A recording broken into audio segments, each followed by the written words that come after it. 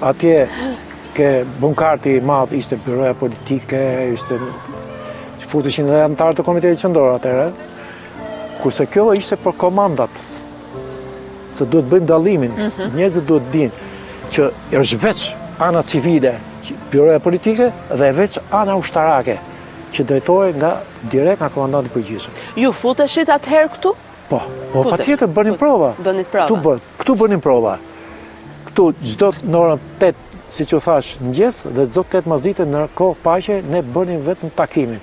Takim quhet kur unë bëj provën me tasta që ai më jep, më nxjerr sinjal atje, qofse unë do ta lidh antenën atje, ke dhënë sa të lartë që duhet t'ja tregoj më vonë.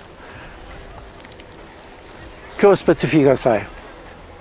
Pra, në përgjithësi, themi që kjo ka qenë shumë sekrete.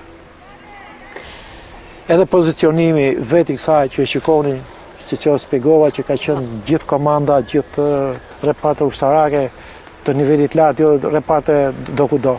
Atje poshtë ka qenë baza armatës, grupimi 326 i Ministrisë Mbrojtjes, 324 i sigurimit shtetit, janë shumë, shkolla diplomatëve.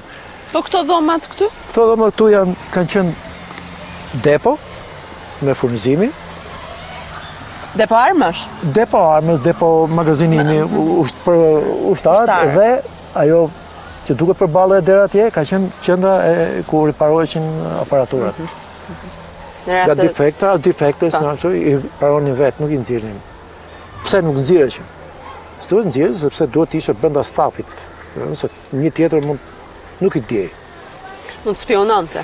Jo, po është një gjë. Ti mund të japësh, mund të fusësh në aparatur një kod shifrimi, një kondensator. Ai kondensator për çfarë mund të? Tepër, për çfarë? Nuk i diej. Gjithmonë në ushtri ka qenë siguria. Sekreti. Tani ku do shkojmë? Tani nga këtu do shkojmë dhënsat, që janë lartë. Se u thash që dhënsat duhet të rrinin 1.2 deri 1.5 kilometra larg në vijë ajrore, larg masave. Për efekt eliminimi zhurmës nga në masa. Në marrjen e sinjalit. Ta shikojmë dhe atë atëherë.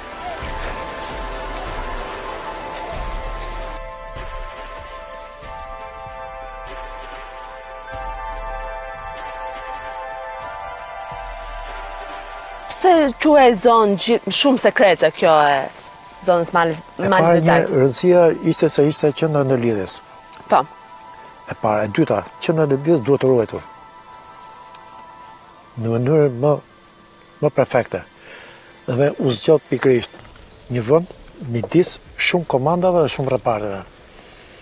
Siç u shpjegova atje poshtë, që ishin shumë komanda, që nga Marina, që nga reparti i Ministrisë së Brendshme.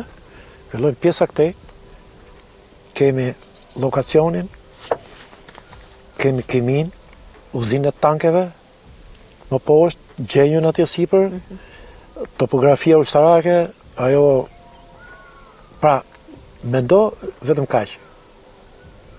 Sa reparte janë në një gjatësi që sa mund të jetë 5 kilometra, po e marrin kështu dhe 3 kilometra kështu.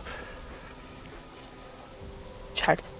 Çfarë përqendrimi të madh ushtarak kishte. Dhe në funksion të këtyre, domethënë mund qenë këtyre pikërisht qendra e ndërlidhjes. Po. Qendra e ndërlidhjes është për nga këtej. Qendra e ndërlidhjes dhënsat, këtu janë dhënsat. Po. Poshtë, siç u thash, ishin marsat, këtu janë dhënsat. Kështu ka qenë rruga dikur?